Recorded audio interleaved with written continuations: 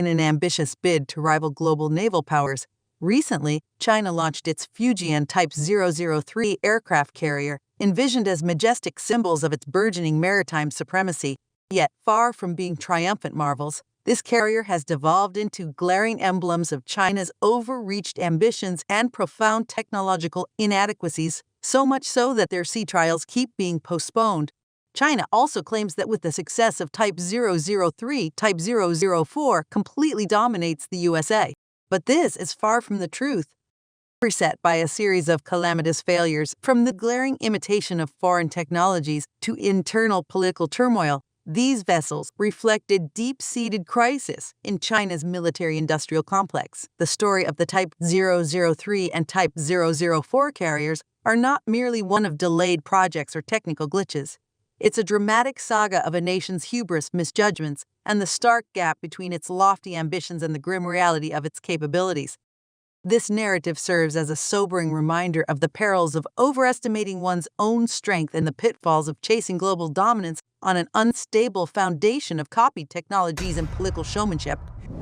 Issues facing China's third and fourth carriers. The Type 003 carriers were meant to spearhead China's ascendancy as a naval power on the world stage. Instead, they now epitomize the void between the regime's lofty ambitions and actual capabilities. The Fujian ship's deck even has cracks on it. The Type 003 was unveiled over 500 days ago, yet remains embarrassingly landlocked. Its much-touted maiden voyage during occasions from Army Day to the National Day celebrations have come and gone. Empty promises of deadlines now mock the CCP's craving for global prestige. At the heart of the Type 003's stasis lies the electromagnetic catapult, a next-generation aircraft launch system that China brazenly copied from the U.S. Navy's Ford-class carriers, but replicating advanced technology proves much easier than innovating or operationalizing it. Beijing's approach was to brazenly copy the electromagnetic launch systems from America's state-of-the-art Ford-class carriers, but adopting foreign technology does not equate to mastering it. Bereft of the expertise and experience required to operate and maintain the complex catapult infrastructure.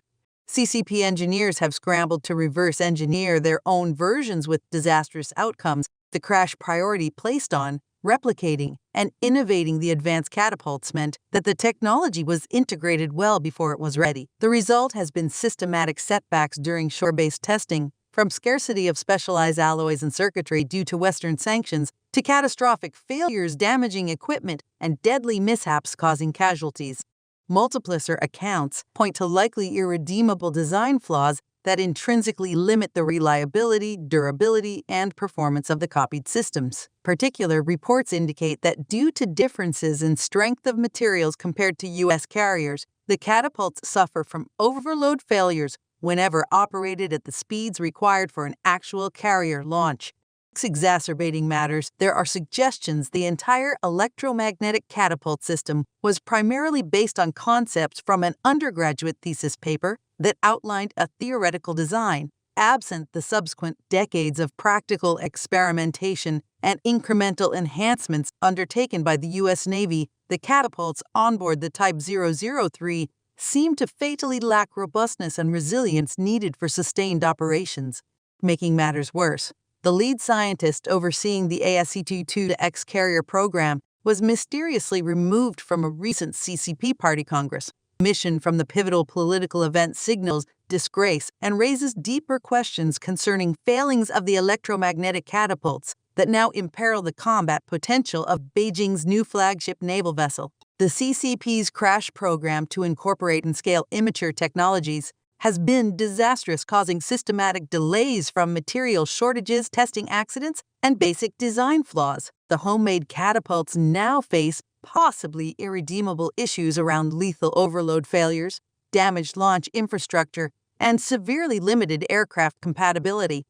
Prospects for the Type 004 carrier appear even bleaker. As the intended crown jewel of China's carrier fleet, the 100,000-ton nuclear-powered vessel was slated to finally rival American supremacy. But the CICP regime vastly overestimated its technological capabilities and economic bandwidth. Years behind schedule, the Type 004 carrier remains trapped in the conception phase. From integrating scaled-up nuclear reactors to advanced catapult systems, China lacks the technical expertise, foreign assistance, or financial resources to actualize its ambitions. The Type 003 and 004 carriers were to herald China's coming of age as a naval superpower. Instead, they now epitomize the growing chasm between the CCP's global ambitions and actual capabilities. Broader naval development issues. Beyond high-profile debacles like the Type 003 carrier, deeper dysfunction plagues the development of China's naval forces. Systemic deficiencies in technical expertise, economic resources, and strategic planning bedevil Beijing's ambitions of maritime dominance. On the technology front, China lacks meaningful experience with key capabilities like aircraft carrier operation, jet engine development, and naval nuclear propulsion. Attempts at shortcuts via espionage and reverse engineering have hit intrinsic barriers, with Western sanctions explicitly targeting its military-industrial complex. Beijing can neither buy nor steal its way to naval supremacy. Economic realities have also clipped the CCP's wings amidst a period of financial volatility. With vast sums invested in strategic distractions like the BRI program, the regime has limited bandwidth to fund sophisticated weapons programs that require long timelines before yielding deterrent capabilities. The limitations afflict even China's existing Soviet-era carriers. Poor quality control means key components like hull casing arrive defective to shipyards, necessitating extensive repairs. Such intrinsic flaws make the carriers more suited for propaganda than naval warfare. Humiliations have compounded frustrations over equipment dysfunction. Recent provocative maneuvers by advanced U.S. carrier groups have elicited no response from Beijing's naval forces. While Chinese citizens endure bellicose rhetoric about resisting foreign enemies, their navy stumbles when actually confronted by them. Ultimately, paper tiger carriers serve little military purpose, but provide an easy vehicle for the CCP's brand of nationalism and distraction. With deck space increasingly devoted to civilian amenities from shops to lounges, China's naval prowess often seems more commercial cruise liner than combat fleet. Political drama behind the scenes. The CCP's aircraft carrier program has become embroiled in factional party politics as much as engineering practicalities. While the vessels serve as important symbols for China's global ascendancy, they have also exposed latent tensions within the Beijing elite. President Xi has hitched his personal prestige to the success of the carrier fleet. The recent launches were meant to culminate in celebrations that cemented his status as the champion behind China's rise as a naval power.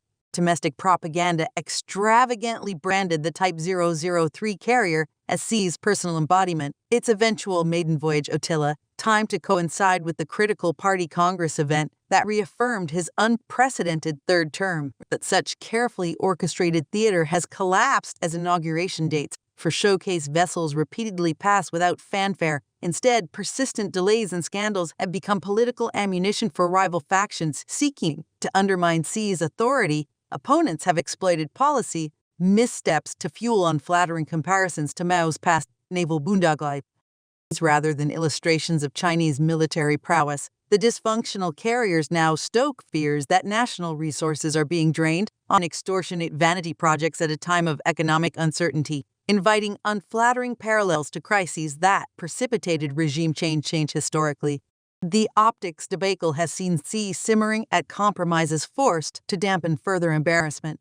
Not only have promises to unveil carriers by key dates proven fanciful, but petty concessions have had to be made on how the vessels project his personal brand, from names that trumpet his legacy to inaugural ceremonies suited to his protocol preferences. Checks remain on Xi's ability to milk the troubled carriers for propagandistic gain. Uncertainties around 004 carrier. The Type 004 aircraft carrier was envisioned as the culminating vessel that would cement China's status as America's peer adversary in the Pacific. As the planned successor to the troubled Type 003, already struggling with catapult integration, the 100,000-ton Leviathan would dwarf rival ships and project uncontestable military power abroad. But years after announcing the project, Beijing continues struggling to articulate any coherent blueprint for the Type 004 amidst chronic capability gaps, disappearing budgets, and strategic ambiguity. As prospects for the supercarrier dim, China risks permanently ceding any advantages from getting such large vessels operational before peer adversaries. A host of complex integration hurdles around propulsion and launch capabilities continue thwarting progress on the Type 004 carrier. China lacks experience building and operating naval nuclear reactors powerful enough to generate 100 plus MW of electricity needed for the immense ship's combat systems and catapults. Its engineers also face compatibility issues planning a hybrid steam electromagnetic aircraft launch suite when they struggle with just copying baseline U.S. electromagnetic technology alone. Beijing unable to rely on foreign assistance due to increasing international sanctions and export controls. These hardware bottlenecks have indefinitely delayed any progress on the Type 004. China's military-industrial complex lacks the indigenous research and production infrastructure in areas like radiation shielding, weapons-grade propulsion, and precision aircraft launch gear that could facilitate developing a supercarrier on its own.